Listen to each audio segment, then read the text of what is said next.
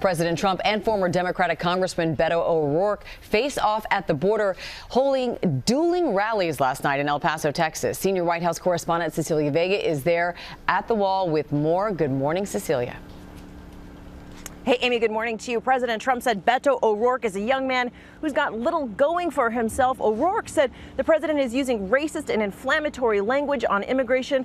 But one thing is clear this morning, this wall and El Paso are ground zero for this country's debate about the border. Overnight in El Paso, two competing versions of reality. President Trump making the case for his border wall. Walls save lives. Walls save tremendous numbers of lives. And just half a mile away, his possible 2020 rival, former Congressman and El Paso native Beto O'Rourke, saying the exact opposite.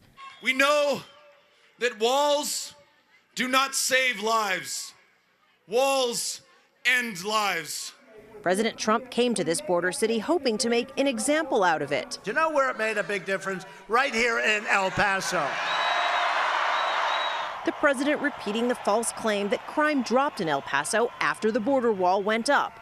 I spoke to people that have been here a long time. They said when that wall went up, it's a whole different ball game. Is that a correct statement? Whole different ball game. Went way, way down. But the reality is, crime in El Paso dropped long before the wall. The claim enraging many. From O'Rourke, El Paso has been the safest city in the United States of America, not in spite of the fact that we're a city of immigrants, but because we are a city of immigrants. To El Paso's Republican mayor. What is the message from El Paso to President Trump? We need to control our borders, but there are other ways to do it besides just focusing on that single physical barrier. President Trump taking notice. I don't care whether a mayor is a Republican or a Democrat. They're full of crap when they say it hasn't made a big difference. People from El Paso, am I right? But it wasn't all about the wall. The president praised another security tool. By the way, there is nothing better than a good old-fashioned German Shepherd. It's hard to believe. The riff then taking a bizarre turn. You do love your dogs, don't you? I wouldn't mind having one, honestly, but I don't have any time. I don't have time. How would I look walking a dog on the White House lawn? Would that be... right? Sort of not for, I don't know, it doesn't, I don't feel good. Feels a little phony to me. Obama had a dog, you're right.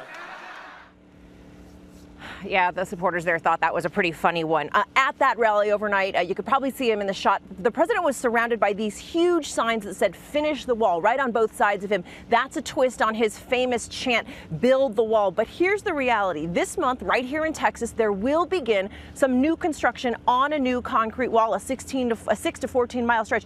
But Amy, most of the wall is just like what you see here.